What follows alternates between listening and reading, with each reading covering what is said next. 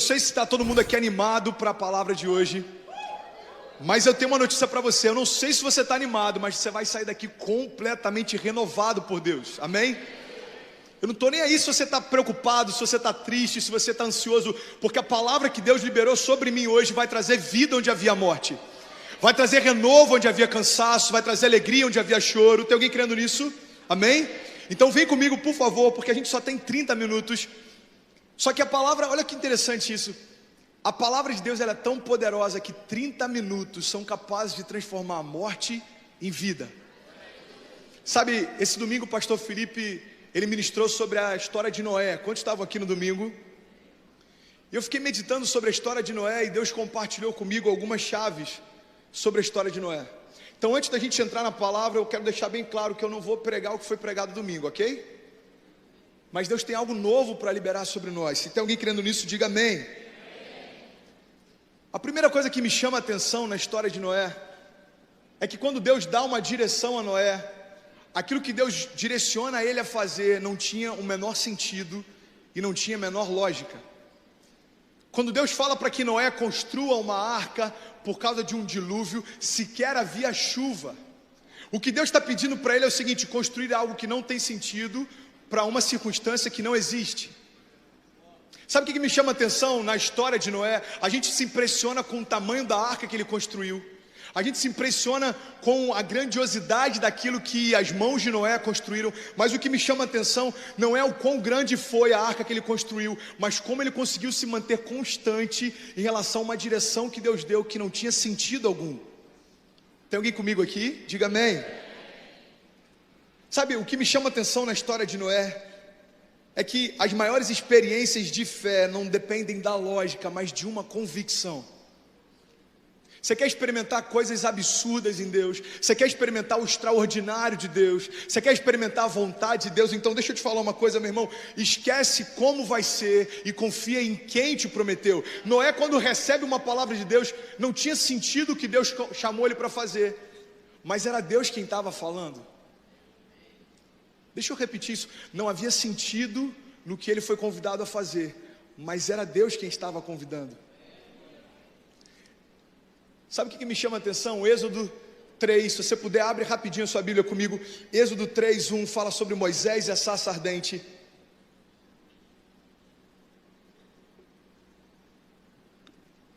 E eu acho que isso tem muito a ver com o convite que a gente recebe para caminhar com Deus. O início da nossa caminhada tem muito a ver com o que acontece com Moisés lá em Êxodos 3:1. Diz assim: Moisés pastoreava o rebanho do seu sogro Jetro, que era sacerdote de Midian. E um dia ele levou o rebanho para o outro lado do deserto e chegou a Horebe, o monte de Deus. Pode seguir. E ali o anjo do Senhor lhe apareceu numa chama de fogo que saía do meio de uma sarça. Moisés viu que, embora a sarça estivesse em chamas, não era consumida pelo fogo. Você pode repetir isso comigo? Diga: Moisés viu a sarça ardente. E depois ele diz o seguinte: que impressionante, pensou Moisés, porque a sarça não se queima. Eu quero ver isso de perto. Versículo 4. Então o Senhor viu que Moisés se aproximava para observar. Moisés se aproximava para quê, gente? Moisés se aproximava para observar. Então, no meio da sarça, Deus o chamou e disse: Moisés, Moisés. E ele respondeu: eis-me aqui, Senhor. Então disse Deus: não se aproxime, mas tire as sandálias dos pés, pois o lugar em que você está é terra santa. Até aqui. Sabe o que eu acho incrível nessa passagem? É que a primeira coisa que chama a atenção de Moisés é aquilo que os seus olhos podem ver.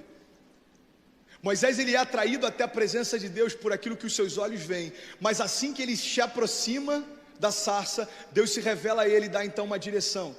Deus fala: ei Moisés, eu preciso que você liberte o meu povo, e eu vou te dar autoridade e unção para todas essas coisas. E Deus começa a liberar a direção sobre Moisés. Sabe o que eu acho interessante nessa história? É que por mais que a nossa visão possa nos gerar curiosidade para dar os primeiros passos, só uma convicção na direção que Deus nos deu nos mantém no caminho. Moisés é atraído por aquilo que os seus olhos veem, mas o que mantém ele no meio do caminho é a convicção do que Deus o chamou para fazer. Por que tem muita gente que acaba ficando no meio do caminho, na caminhada com Deus? É porque viu coisas que chamaram essa atenção, mas não ouviu a direção que Deus tem até o final do caminho. Se tudo aquilo que me move, aquilo que os meus olhos veem, se eu não consigo enxergar o que tem para acontecer na próxima temporada, eu começo a me esfriar nas circunstâncias que eu estou passando. É por isso que a fé não é pautada por aquilo que vemos, mas por aquilo que cremos. Tem alguém entendendo isso? Diga amém. E a história de Noé é exatamente isso. O que Deus chama Noé para fazer, era impossível dele entender segundo a visão que ele tinha, mas Noé tinha uma direção de Deus. Deixa eu te falar uma coisa nessa noite: se você tem uma direção de Deus, você tem tudo que você precisa. Você pode declarar isso comigo? Diga: eu preciso apenas de uma direção.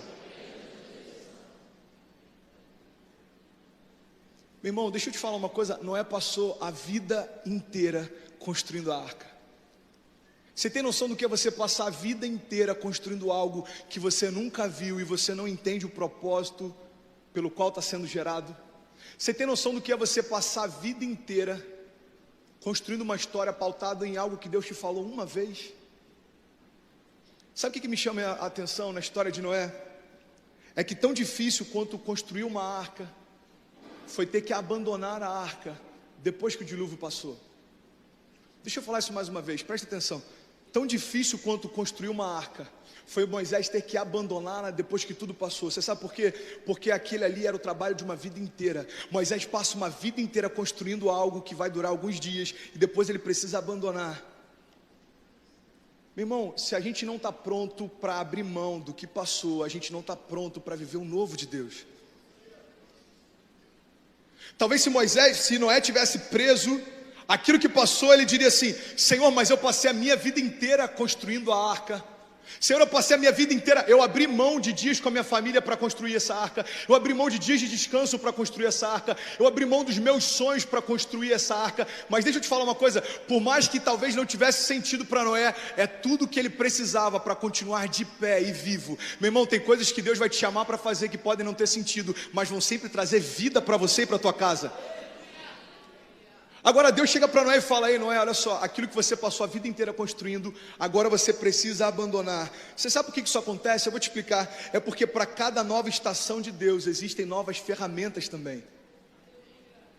Você pode dizer isso para quem está do seu lado? Diga: para cada nova estação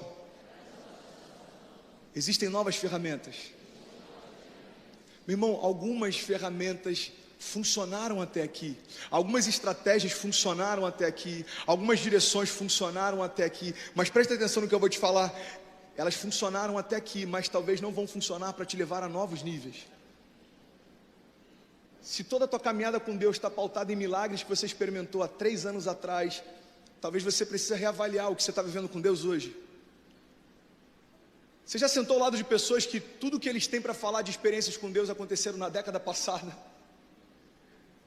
Aquela pessoa que senta com você e fala assim: eu acho tão bonito vocês evangelizando. Eu lembro que quando eu era jovem... Alguém já ouviu uma pessoa assim?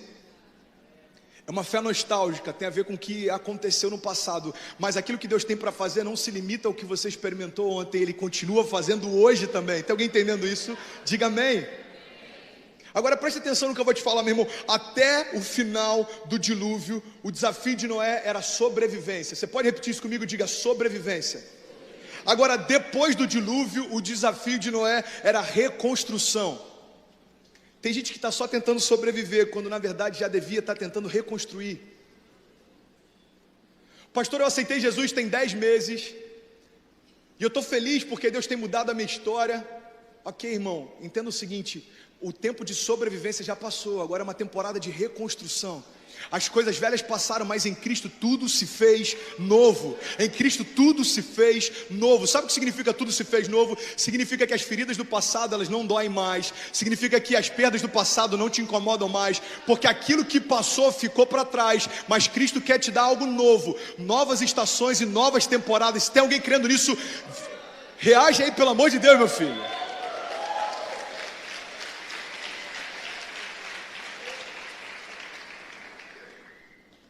Pastor, foi bom o que aconteceu, mas passou. Sabe, eu já compartilhei aqui algumas vezes algumas partes da minha história. Eu não quero ficar falando sobre isso de novo, mas Eu tenho 29 anos, por mais que eu pareça um pouco mais acabado, mas eu sou novo. Tô com algumas ruguinhas aqui já, que a gente já falou, amor, já é bom a gente começar a pensar no Botox. Eu falei, peraí, filho. 29 anos falando de Botox, misericórdia.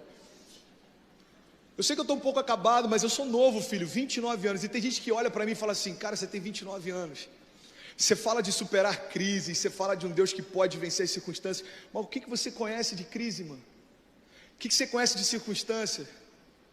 É porque às vezes a gente acha que experiência está pautado a tempo. Deixa eu te falar uma coisa, tem pessoas que estão há 30 anos na igreja e não foram experimentadas por Deus ainda. E tem pessoas que aceitaram Jesus tem 1 ano e elas estão completamente mergulhadas, porque não tem a ver com o tempo que dura, mas com a intensidade com que a gente se lança. Eu acompanhei de perto momentos dentro da minha casa que eu achei que a gente não tinha mais futuro. Eu acompanhei meus pais perdendo tudo que a gente tinha para agiotas. Eu acompanhei os meus pais quebrando financeiramente. Com 15 anos de idade eu fui emancipado. 15 anos de idade eu já respondia pela empresa do meu pai. 17 anos eu já fui morar fora. Desde 17 anos eu não sei o que é morar com os meus pais. É por isso que eu vejo jovens hoje com 30 e poucos anos e não sabem ainda o que querem fazer. Eu falo, ei filho, presta atenção. Com 30 e poucos anos, eu nem cheguei lá ainda, mas com 30 e poucos anos, eu já estou pensando o que Deus quer fazer na geração dos meus filhos. Ei, não dá para a gente perder tempo, porque Deus aguarda que a gente se posicione. Agora, eu lembro das coisas que eu vivi. Eu sei das feridas que eu carrego. Só que hoje elas são cicatrizes que declaram no meu lugar, eu venci. As cicatrizes que eu tenho me lembram de momentos que eu vivi com Deus. Só que eu preciso entender o seguinte: aqueles momentos, eles fizeram parte da minha história, mas eles não fazem parte do meu futuro. Existe algo novo de Deus para ser construído. Vocês estão comigo? Diga amém. Eu lembro que eu vi algo uma vez que me chamou a atenção. Olha só que louco isso. É só uma analogia, ok? Não está na Bíblia. Não procura na sua Bíblia que você não vai achar. E como eu falei, sabe, se você achar, eu estou preocupado com a Bíblia que você está lendo. Você traz ela para mim no final do culto para eu dar uma olhada. Eu vi uma analogia uma vez que falava sobre o povo caminhando no deserto. Eu não sei se você já leu sobre isso, mas enquanto o povo estava saindo do exílio, eles caminhavam pelo deserto e Deus se manifestava como coluna de fogo à noite para que eles fossem protegidos do frio.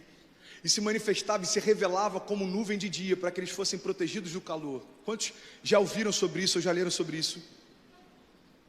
E eu vi um pastor falando sobre exatamente essa passagem. Ele disse o seguinte: sabe, tem momentos na nossa história em que a gente está caminhando no meio de um deserto e a gente está debaixo de uma direção de Deus. E a nuvem vai para um lado, a gente vai debaixo da nuvem. A nuvem vai para outro lado, a gente continua debaixo da nuvem. Só que tem um período em que a nuvem para. Ei, presta atenção, olha para mim. Tem um período em que a nuvem para. E sabe o que acontece com muita gente? A gente olha para o lado, olha para o outro e fala: mano, quer saber? A nuvem parou. Eu acho que é tempo da gente construir tendas aqui no deserto. E a gente começa a construir tendas no deserto, a gente começa a se adaptar às circunstâncias. O calor já não incomoda tanto, é o mesmo calor que antes deixava a gente incomodado, mas agora a gente já se habituou às circunstâncias. A gente começa a se adaptar e começa a olhar para a nuvem continua lá e fala: quer saber, mano, eu acho que vai demorar para essa nuvem se mover. Vamos melhorar as estruturas das tendas. A gente aumenta a estrutura das tendas e aumenta cada vez mais a estrutura das tendas, até que chega um momento em que a nuvem se move. A gente olha para a nuvem, olha para as tendas e fala: cara, eu não vou abrir mão de tudo que eu construí. Eu não vou abrir mão de toda a estrutura que eu construí para seguir uma direção. Eu prefiro ficar onde eu conheço. Meu irmão, deixa eu te falar uma coisa. Não se adapte às circunstâncias ruins, porque Deus não te gerou para elas. Não se acomode em temporadas de crise, porque você não foi gerado para elas. Não se habitue a se relacionar com o pecado, porque você não foi gerado para isso. O problema é que às vezes a gente começa a se acostumar e aquilo que antes para a gente era ruim, agora já não incomoda mais. Uma crise financeira antes incomodava, agora a gente se habituou a ela. O pecado antes incomodava, agora a gente se habituou a ele. As crises antes incomodavam e agora a gente se habituou. E a gente acha que a gente está mais forte. Na verdade, a gente está se acomodando com algo que Deus nunca chamou a gente para viver. Você quer um exemplo disso? Existe uma passagem que eu sou apaixonada que fala sobre Jesus em meio a uma tempestade. Agora deixa eu te convidar a olhar para uma outra perspectiva. A palavra de Deus diz que Ele está lá no meio de uma tempestade. Os discípulos estão desesperados e eles vão acordar Jesus. Quantos aqui já ouviram essa passagem? E sabe o que eu acho interessante? É que eles vão acordar Jesus e quando Jesus se levanta, Ele repreende o vento e repreende o mar. Vocês estão comigo? Amém? Agora deixa eu fazer uma pergunta: essa tempestade veio de Deus ou não? Sim ou não, gente? Eu vou te explicar o porquê que não veio de Deus. Tem muita gente que olha para a tempestade que está passando e diz: pastor, Deus me colocou no meio dessa crise para poder revelar o quanto Ele é poderoso. Pastor, Deus me colocou no meio dessa crise porque Ele quer forjar o meu caráter. Pastor, Deus me colocou no meio dessa crise porque Ele quer tratar algumas coisas dentro de mim. Deixa eu te falar uma coisa: Jesus se levanta e Ele repreende o mar, e Ele repreende a tempestade.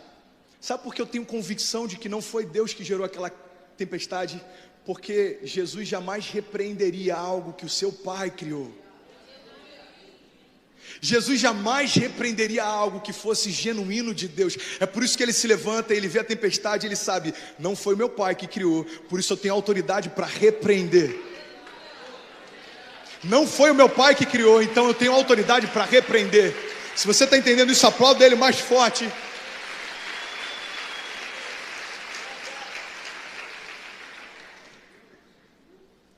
Meu irmão, deixa eu abrir um parênteses aqui.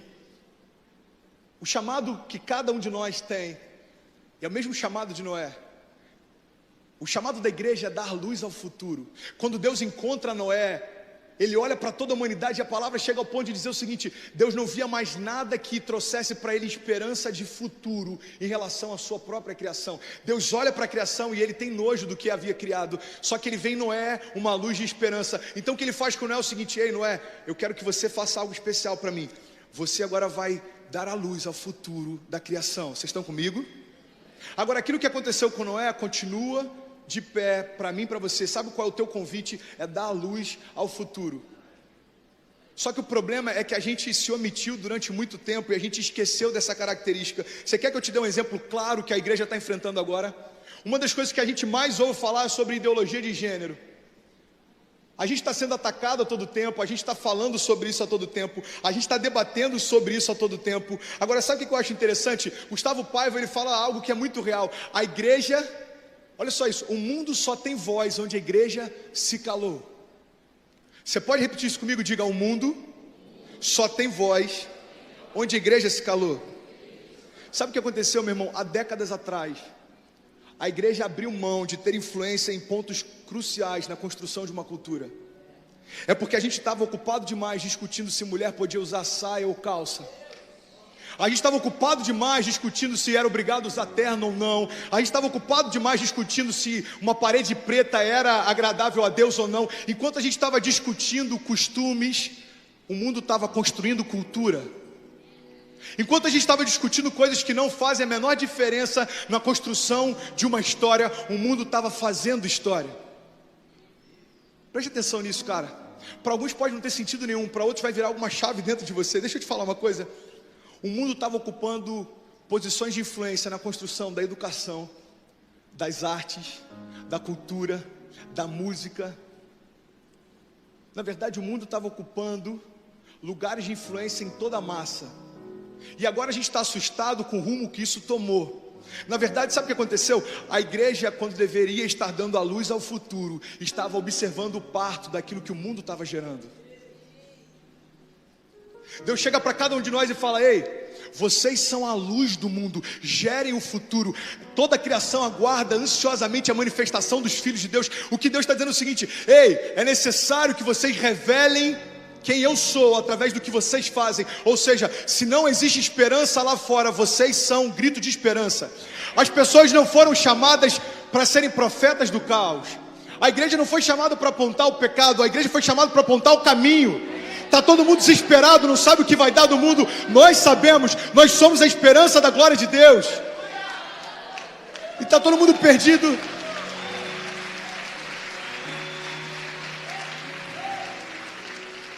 Deixa eu te falar uma coisa, está todo mundo desesperado, perguntando: o que vai ser dessa geração? Sabe qual é o problema? A gente está esperando que os sociólogos digam o que vai ser dessa geração. E a gente está se mobilizando falando: cara, a gente precisa de políticos crentes. Porque a gente está esperando que alguns políticos da bancada evangélica digam o que vai ser dessa geração. Na verdade, todo mundo deveria estar buscando a igreja e perguntando: ei igreja, vocês que foram chamados para dar luz ao futuro, o que vai ser dessa geração? Eu não sei o que vai ser dessa geração, mas eu sei o que vai ser da minha casa, porque toda geração começa dentro da sua casa. A minha casa vai ser reconhecida como uma casa onde Deus habita, se alegra e flui. Agora, você sabe o que acontece quando a sua casa for assim também, e a sua, e a sua, e a sua? Eles vão olhar para nós e vão ver em nós a esperança da glória de Deus. A esperança da glória de Deus. Cara, o chamado de Noé é maravilhoso e tem tudo a ver com a gente. Quando Deus o chama, não tinha sentido o convite que fez. Mas quando a vontade de Deus se cumpre, tudo fica claro. Deus construiu uma arca, eu nem sei para que isso serve, eu nem sei o que é chuva. Depois que passa o dilúvio, eu imagino ele olhando para a arca e falando: glória a Deus que eu segui uma direção mesmo sem entender, porque se eu estou de pé, é porque eu ouvi Deus falar comigo. Você pode declarar isso comigo? Diga: o chamado da igreja é dar a luz ao futuro. A gente não foi chamado para assistir o parto do que o mundo está gerando agora. Deixa eu te falar uma coisa. Pastor, como é possível dar a luz a algo que não está sendo gerado? É porque se a gente precisa dar a luz ao futuro, a gente precisa gerar o futuro hoje. Se você quer influenciar a tua família daqui a 10 anos, se você quer mudar a tua geração daqui a 10 anos, se você quer mudar a história da igreja daqui a 10 anos, você precisa começar a gerar o futuro hoje. Meu irmão, as decisões que você vai tomar hoje, no final desse culto, podem mudar toda a história da tua família. Deixa eu te falar uma coisa. Eu não tinha nenhum crente na minha família, não existia nenhum evangélico na minha família. Eu sou o primeiro pastor da minha família. E sabe o que me alegra com isso? Porque não importa o que eu recebi de influência até aqui, importa a influência que a minha filha vai receber, que os meus netos vão receber. É o que o Thiago Brunet fala: não interessa o pai que você teve, mas o pai que os seus filhos vão ter. Porque se a gente olha para o passado, a gente fica se vitimizando. Pastor, você não sabe o passado que eu tive. Meu irmão, realmente eu não sei o teu passado, mas eu sei o teu futuro. Se você está em Cristo, você é nova criatura. As coisas velhas passaram e eis que tudo se fez novo. Tudo novo. E esse é o chamado de Noé. Cara, Noé reconstruiu a história pautado em uma direção que recebeu. Você tem noção disso? Porque para Noé, ele estava reconstruindo a sua casa, mas para toda a humanidade ele estava reconstruindo a história, porque tudo começou e recomeçou a partir dele. Aquilo que Deus vai fazer na tua história, talvez aos seus olhos possa ser só a restauração da tua família, mas na perspectiva de Deus pode ser a restauração de famílias e famílias e famílias que você não tem dimensão. Quando eu aceitei Jesus, eu imaginava o seguinte: bom, agora eu sou crente. Até que um dia ele me revelou o projeto que ele tinha para mim, e eu um dia entendi: bom, agora eu sou pastor. Sabe qual a diferença? É que quando você entende parcialmente o que Deus tem para você, você vive parcialmente o que Ele te prometeu. Mas quando você entende plenamente o que Ele te chamou para ser, você vive plenamente os seus propósitos. Quantos querem viver plenamente os sonhos de Deus sobre a sua vida, sobre a sua casa? É esse o chamado que nós temos. Meu irmão, sabe uma coisa que me chama a atenção? Quando o dilúvio cessa, quando o dilúvio acaba, Noé e sua família saem da arca. E você sabe o que eles encontram quando eles saem da arca? Você pode dizer comigo, digam: ruínas. Noé e a família deles saem da arca. Eu imagino que eles estão felizes porque eles sobreviveram. Mas quando eles abrem a porta e eles saem da arca, o mundo que eles conheciam não existia mais. E você sabia que isso precisa acontecer quando você se converte, quando você vai para Jesus? O mundo que você conhece não existe mais, porque tudo mudou. Deus muda a tua forma de ver as coisas. Pastor, eu aceitei Jesus e a minha família continua a mesma. Ok, mas você vai chegar na tua casa diferente. Pastor, eu aceitei Jesus, mas no meu trabalho continua tudo mesmo. Ok, mas você está diferente. Meu irmão, por mais que algumas coisas ao teu redor não tenham mudado ainda, a tua visão de mundo precisa mudar. Agora, quando Noé sai da arca, sabe o que ele encontra? Ruínas. Tem muita gente que fala: ei, eu me converti, eu aceitei a Jesus, eu comecei minha caminhada, mas sabe o que eu tenho? Eu só vejo ruínas. Meu casamento ainda está destruído, meu filho não voltou para casa, eu ainda estou com dívidas, eu ainda tenho desafios para vencer. Ou talvez alguns aqui falem: cara, eu ainda tenho síndrome do pânico, eu ainda estou ansioso, eu ainda estou enfrentando algumas coisas. Deixa eu te falar uma coisa: quando Noé sai da arca, só tinha ruínas ao redor dele. Mas talvez as ruínas que você tem seja tudo que você precisa para reconstruir. Noé pode olhar para as ruínas e falar: ei, só sobrou isso, pai? Mas na verdade ele chega para os filhos e fala: ei, tá vendo aqueles escombros ali? Começa a juntar, vamos reconstruir a nossa história. Tá vendo aqueles escombros? Começa a juntar, aquilo ali vai ser a nossa nova casa. Aqui a gente vai fazer uma churrasqueira, aqui vai ser uma varanda, aqui vai ser um home office. Sabe por quê? Porque aquilo que para alguns parecem escombros e ruínas, para você é tudo que você precisa para recomeçar. Você sabe por que a gente declara tanto novos começos aqui na nossa igreja? Porque o nosso Deus é um Deus de novos começos. Cara, eu sou apaixonado por uma passagem, está lá em Esdras 3. Fala que o povo acabou de ser liberto e eles voltam do exílio. Só que quando eles chegam na cidade deles, está tudo destruído, Leandrinho. Os templos estão destruídos, as casas estão destruídas, os lugares que eles conheciam estão destruídos. Só que a palavra de Deus diz o seguinte: os sacerdotes chegam no templo, onde estava tudo destruído, e eles começam a reconstruir o altar. E eles começam a oferecer a Deus louvores e ofertas de sacrifício. E eles não param, dia e noite, oferecendo louvores e ofertas de sacrifício. Sabe o que Deus falou comigo em relação ao que esses sacerdotes fizeram? É que as paredes do templo estavam destruídas, mas o altar dentro deles não. Meu irmão, talvez você está aqui ouvindo essa palavra e as paredes ao teu redor estão todas destruídas. Mas tudo que você precisa é um altar restaurado dentro de você, e tudo ao teu redor vai ser restaurado também. Tem alguém recebendo essa palavra? Diga: eu creio nisso. Diga: eu recebo isso em nome de Jesus. Sabe o que Deus me trouxe à memória hoje? Eu estava preparando essa mensagem, e tem algo que eu falo muito, é uma verdade que Deus compartilhou comigo, e é a minha verdade. Pastor, eu já ouvi você falar isso 10 vezes. Desculpa, irmão, é uma verdade. A gente não pode estar sempre em busca do novo e abrir mão daquilo que é verdade, amém? Que a gente está sempre em busca de novas revelações, mas antes de Deus te dar novas revelações, usufrui das que você já tem. Antes de querer que Deus abra novas portas, usufrui da que Ele já te deu. Preste atenção nisso. Algo que Deus falou comigo é que as paredes que me limitam não são as paredes ao meu redor, mas as paredes dentro de mim. Sabe o que Deus me lembrou hoje? Cadê Kezinha? Você está aqui? Sabe o que Deus me lembrou, vida? Daquele quarto de passar roupa lá em Cabo Frio, lembra dele? Teve um período da nossa história em que a gente estava enfrentando um momento muito difícil financeiro. E a gente foi para uma casa que tinha um quartinho de passar roupa muito pequeno, muito pequeno. É tão pequeno que eu não sei nem como é que eu vou mostrar ele para você aqui. Era pequeno, irmão. Pensa num negócio pequeno, era menor. E eu olhei aquele quarto de passar roupa e falei: cara, eu vou fazer meu escritório aqui. Aí quer dizer, falou: amor, isso é um quarto de passar roupa. Eu falei: não, amor, isso é um home office. Botei um balcãozinho, botei um aquário. Tinha até um aquário, lembra? Botei o computador, botei alguns livros. Meu irmão, era tão pequeno que de verdade que eu vou falar, se você colocasse um ventilador na porta, a gente colocava às vezes para ventilar, não dava para outra pessoa entrar no quarto. Mas sabe o que é louco? Deus me trouxe a memória hoje. Grande parte do que você está vivendo hoje, filho, você gerou dentro daquele quarto. Eu lembro de quantas noites eu passei lá, eu ficava chorando, desejando vivenciar algumas coisas no meu chamado. Eu ficava chorando, gerando alguns sonhos em Deus. Eu ficava chorando, imaginando como vai ser quando isso acontecer. Eu ficava chorando, gerando projetos, dando nome a eles. Meu irmão, projetos que eu estou vivendo hoje já estavam sendo colocados no papel naquela época. E eu nunca perguntei isso para a Kézia, mas talvez aos olhos dela parecia loucura o que o marido dela estava fazendo. Chorando, gerando sonhos dentro de um quarto de passar roupa.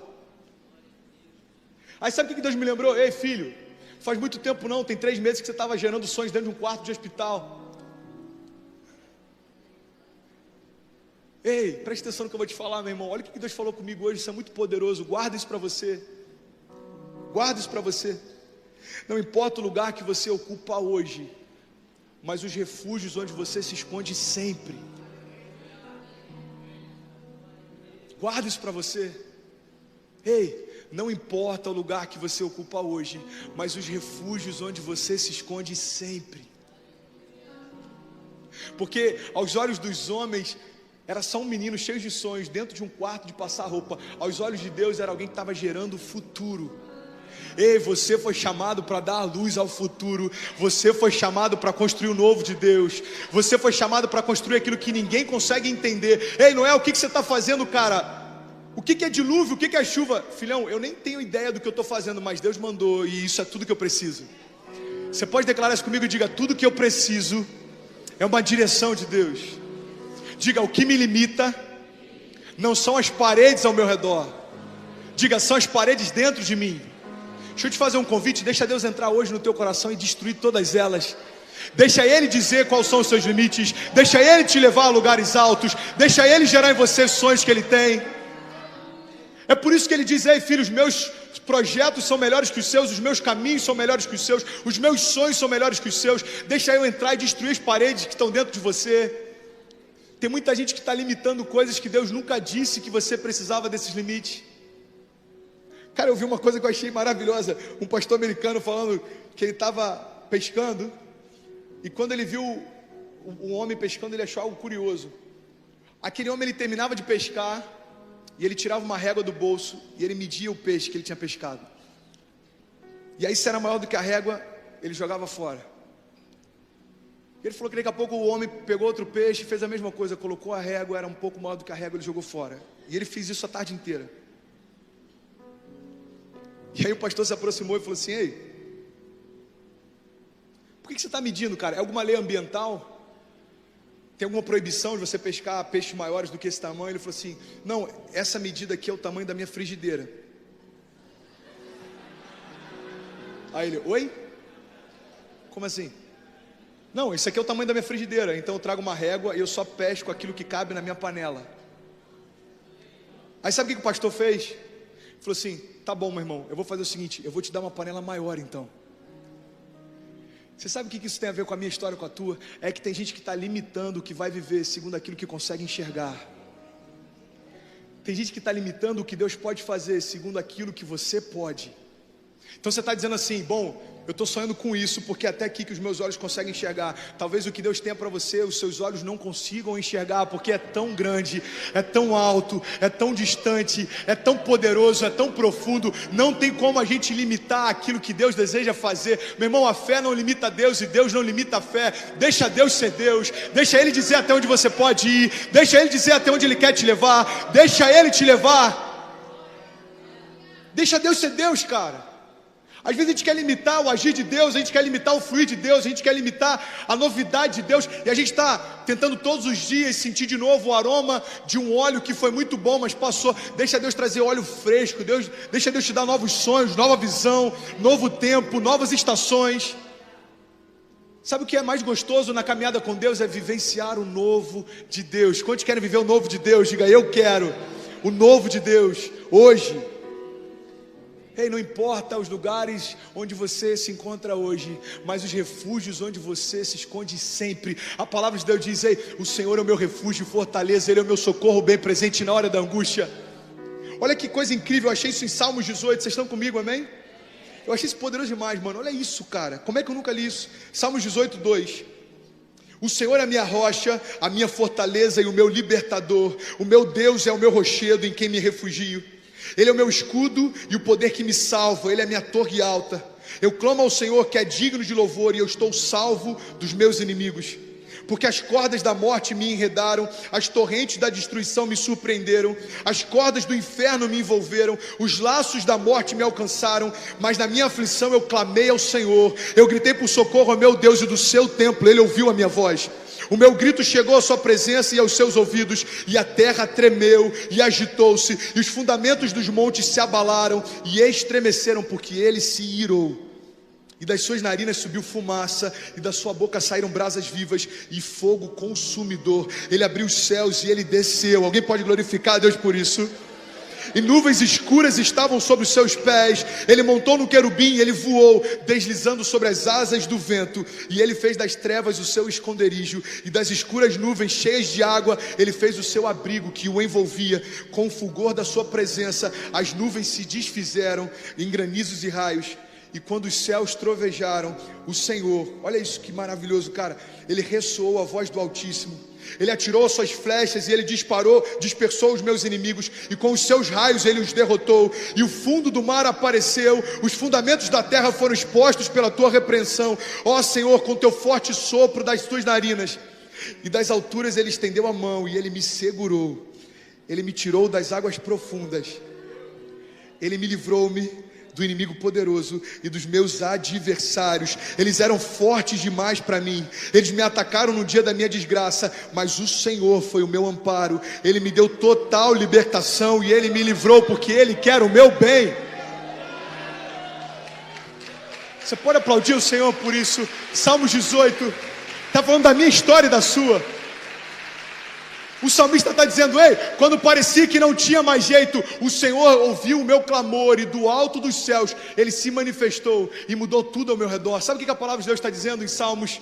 Não importa o que você está vivendo hoje, não importa o lugar que você ocupa hoje, mas o refúgio em que você se esconde sempre.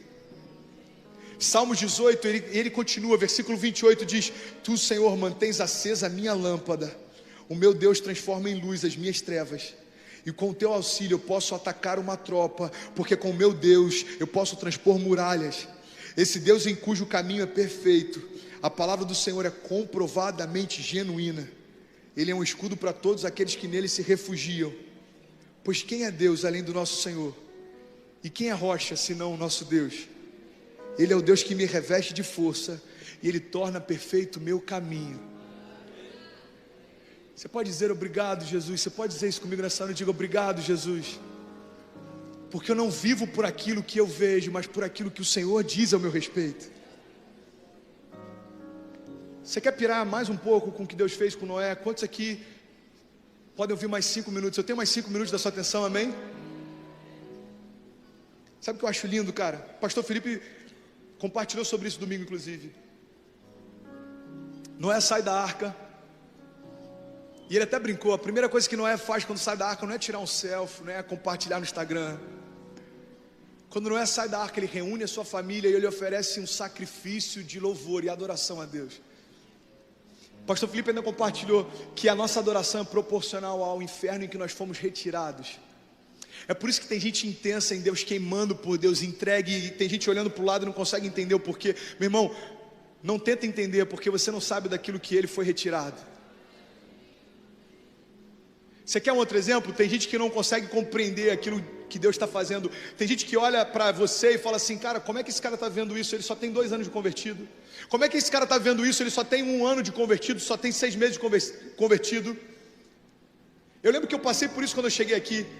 Com 1 ano, Deus trouxe um romper sobre o meu ministério, Leandrinho, sobre a minha vida. Ele colocou um amor na minha vida pela vida do Felipe e vice-versa, que as pessoas olhavam e falavam: mano, como isso é possível? E tinha gente que questionava a minha colheita, não entendia o porquê que estava acontecendo. Deixa eu te falar uma coisa: ei, se você não estava junto comigo enquanto eu semeava, você não pode julgar o que eu estou colhendo. Isso se aplica a você também. Pastor, ninguém está entendendo o que Deus está fazendo na minha casa, ninguém está entendendo o quanto que eu estou sendo transformado, ninguém está entendendo. Meu irmão, que bom que ninguém está entendendo, porque não é para entender. Ninguém estava com você quando você chorava, buscando uma direção de Deus. Ninguém estava com você enquanto você estava ansioso, preocupado, angustiado. Ninguém estava lá. Agora, as pessoas querem entender a tua colheita. Não dá para entender, meu irmão. Aquilo que Deus faz, Ele fez e acabou. Ele desejou fazer. Agora, sabe o que eu acho perfeito naquilo que Deus faz? Gênesis 7, versículo 2 diz assim: olha a direção que Deus dá para Noé. Noé, leve com você 7 casais de cada espécie de animal puro. Deus diz para ele o seguinte: olha, Noé, leva um casal de cada espécie, mas dos animais puros leva 7 casais, macho e fêmea, e um casal de cada espécie de animal impuro, macho e fêmea. E leve também 7 casais de aves de cada espécie, macho e fêmea, a fim de preservá-los em toda a terra. E daqui a 7 dias eu farei chover sobre a terra 40 dias e 40 noites, e eu farei desaparecer da face da terra todos os seres vivos que eu fiz. E Noé fez tudo como o Senhor havia lhe ordenado.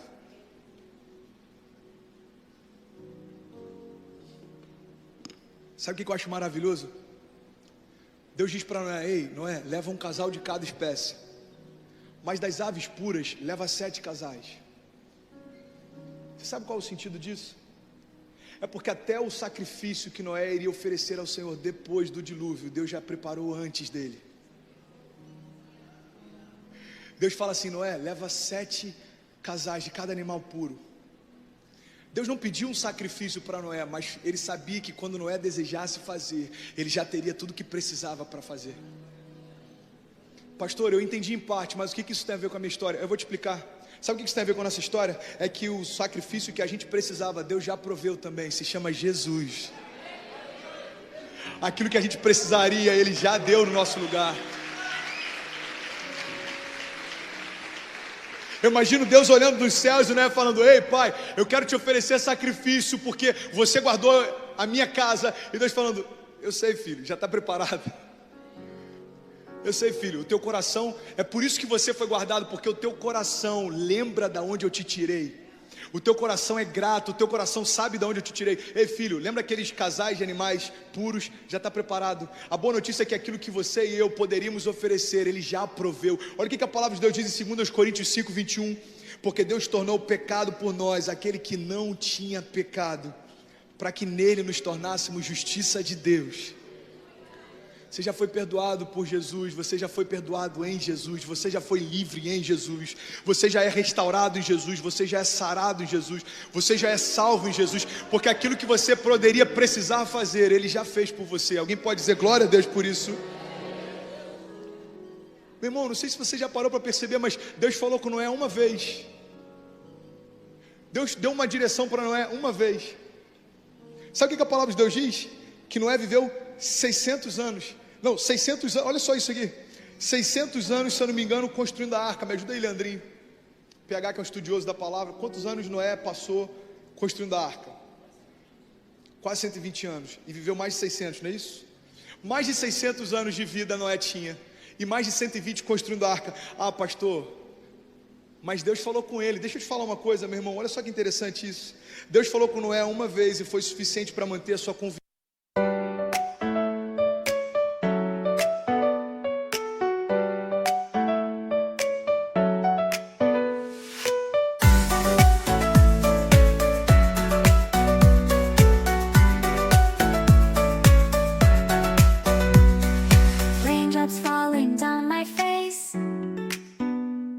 Like tiny tears in a happy chase, hopping through the puddles, see colors dancing wild and free. Skies are gray but I don't mind, cool raindrops on my skin I find, kicking off my Saturday. Watch the clouds just drift away. Rainbow in the rain, what a sight. Colors shining oh so bright, dancing in the streets so bright. Everything will be alright.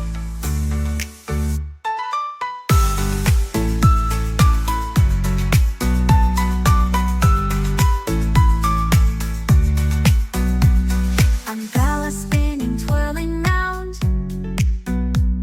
a colorful halo on the ground. Music playing on the sand, skipping beats, the heart will sway. Feel the world come out to play. Lightning cracks but don't you fear, magic shines when skies are clear. Raindrops whisper secrets true, a hidden beauty shines right through. Rainbow in the rain, what a sight. Colors shining oh so bright, dancing in the streets so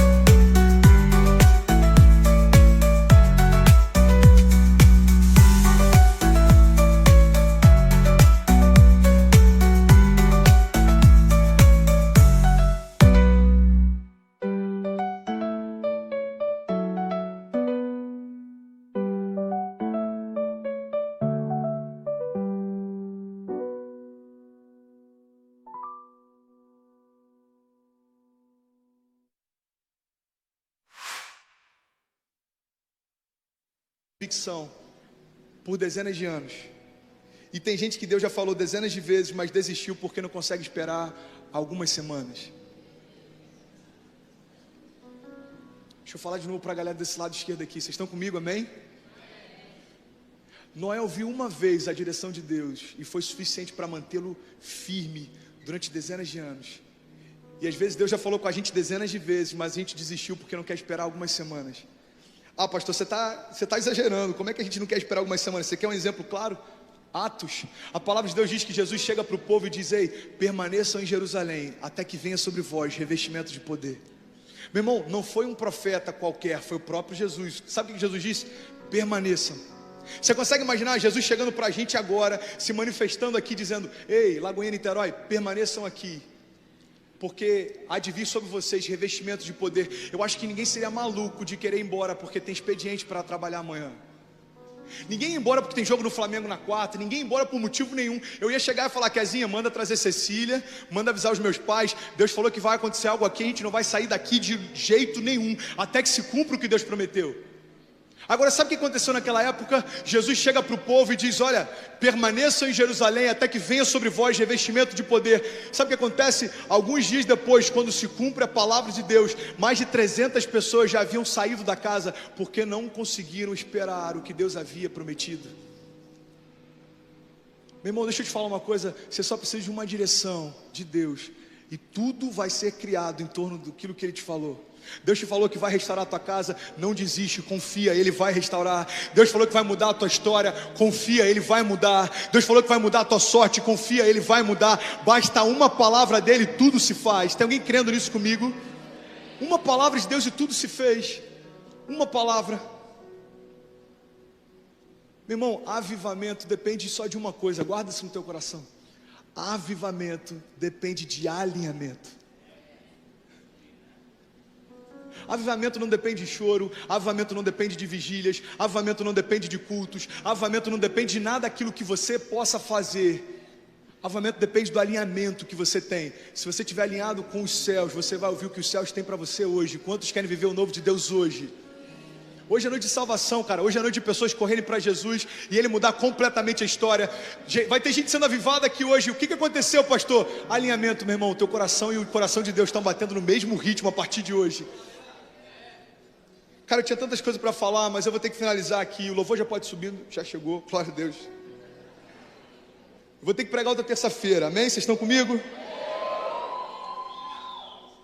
Tinha tanta coisa para falar. Sabe uma coisa que eu aprendi hoje que eu achei incrível? O poder da decisão. Você sabe qual que é o significado da palavra decidir no original? Você sabe qual é a palavra decisão no original? Decisão significa cortar fora. É por isso que incisão significa cortar dentro, circuncisão significa cortar em volta. Pastor, o que isso tem a ver? Eu vou te explicar. É porque decisão significa você cortar tudo aquilo que te prendia, para você poder correr em direção ao novo. Você sabe o que significa decidir viver uma vida com Deus? Significa abrir mão das coisas que para trás ficaram e poder prosseguir para aquilo que a gente aguarda e foi prometido para cada um de nós. Tem alguém que está entendendo isso comigo? Vocês estão comigo? Pastor, o que significa decidir ter uma nova vida? Significa entender que aquilo que passou ficou para trás e em Cristo tudo se fez novo. O louvor pode vir comigo. Filipenses 3:13 diz: esquecendo-me das coisas que para trás ficaram e avançando para aquelas que estão adiante, eu prossigo para o alvo, a fim de ganhar o prêmio do chamado celestial de Deus em Cristo Jesus. Meu irmão, o meu convite é: decida hoje viver o novo de Deus. Deixa aquilo que ficou para trás no passado e começa a gerar o futuro hoje. Você lembra do que a gente começou a ministrar nesse culto? O chamado da igreja é dar luz ao futuro. Noé foi chamado para dar luz ao futuro. Os heróis da fé foram chamados para dar luz ao futuro. Deixa eu fazer um convite para você. Que tal a gente começar o futuro da nossa igreja e da nossa família hoje? Que tal você começar uma história com Deus hoje? Que tal você sair do lugar de conforto e começar algo com Ele hoje? Tem alguém que está comigo nessa? Vocês estão comigo? Amém? Dudu, cadê Dudu? Você me dá mais um minuto? Um minuto, mas fica preparado, a gente vai fechar bonito e você vem junto. Vocês me dão mais um minuto? Um minuto. Abre comigo rapidinho então, por favor, Atos 27. Eu preciso fechar com isso aqui. Atos 27, versículo 10.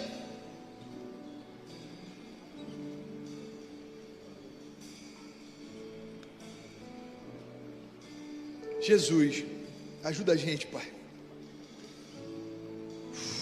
Atos 27, 10, todo mundo achou? Cara, isso aqui é maravilhoso, olha isso. Paulo, no meio de uma viagem de missões, presta atenção nisso. Atos 27, 10, até o versículo 11. Paulo chega e ele diz o seguinte, ele vai embarcar no navio, ele diz: ei, senhores, eu vejo que a nossa viagem ela será desastrosa e ela acarretará em grande prejuízo para o navio, para a carga e também para a nossa vida. Presta atenção numa coisa, Paulo teve uma direção de Deus. Repita comigo, diga: Paulo teve uma direção. Deus dá uma direção para Paulo: Paulo, não entra nesse navio porque não vai ser legal o que vai acontecer. Aí Paulo chega pro capitão, chega lá pro dono do navio, chega pra galera que quer embarcar e fala assim: gente, eu tive uma direção de Deus, não é bom que a gente entre porque não vai ser legal o que vai acontecer. Mas olha só o que diz no versículo seguinte: mas o centurião, em vez de ouvir o que Paulo falava, seguiu o conselho do piloto e do dono do navio. Sabe o que aconteceu aqui, meu irmão? É o que acontece comigo e com você muitas vezes. Você sabe por que o centurião preferiu não ouvir uma direção? Porque ele preferiu o conselho de quem tinha um controle. O centurião chega para o dono do navio e para o comandante e fala: você acha que vai dar certo? Eles falam: vai dar certo. Então eu prefiro confiar em quem tem o controle do que em quem tem uma direção.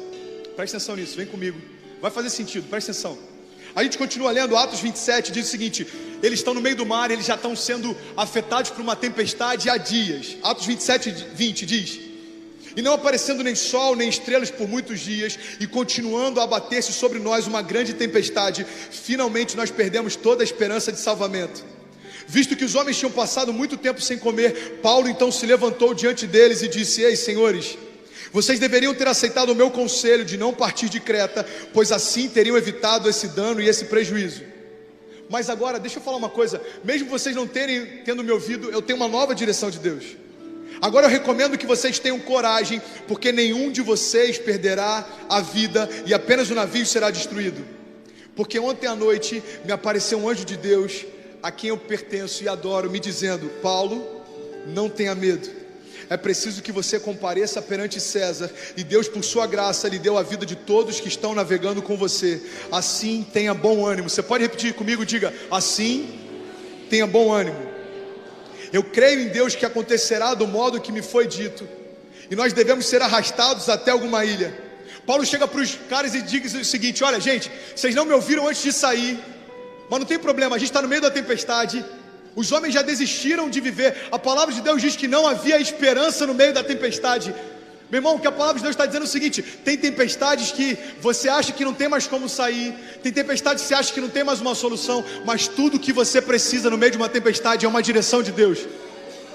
Paulo se levanta e fala: ei, vocês não me ouviram antes de entrar no barco, mas eu tenho uma nova direção de Deus. Deus se revelou para mim e disse que ninguém vai morrer se permanecer no navio. Aí sabe o que acontece? Acompanhe comigo aqui, eu vou finalizar, e a galera do Next vai pular, e a gente vai vibrar aqui. Vocês estão comigo, amém? Diz o seguinte: nós devemos ser arrastados para alguma ilha. E na 14ª noite, ainda estávamos sendo levados de um lado para o outro no mar, quando por volta da meia-noite os marinheiros imaginavam que estávamos próximos da terra. E ele continua dizendo, só para resumir, sabe o que a palavra de Deus está dizendo? Paulo está no meio da tempestade e eles perderam o controle do navio. O navio começa a ser levado de um lado para o outro, começa a ser despedaçado, começa a ser destruído, e Paulo está dizendo: ei, fica tranquilo, eu tenho uma direção, ninguém vai morrer.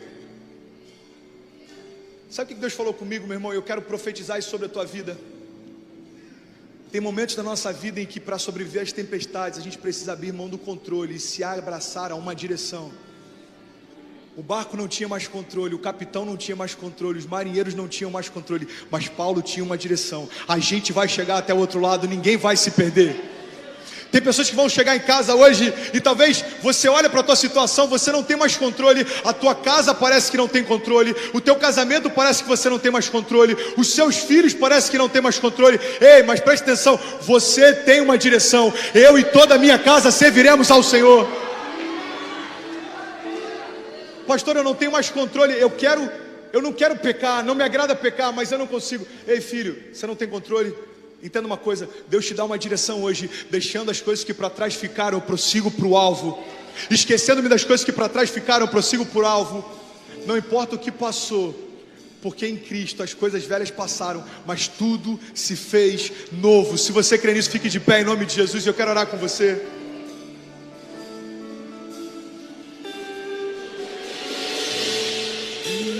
Fica de pé em nome de Jesus. Fique de pé. Você quer mais um exemplo? Pastor, você está falando de Paulo, ok. Você está falando de heróis da fé, ok.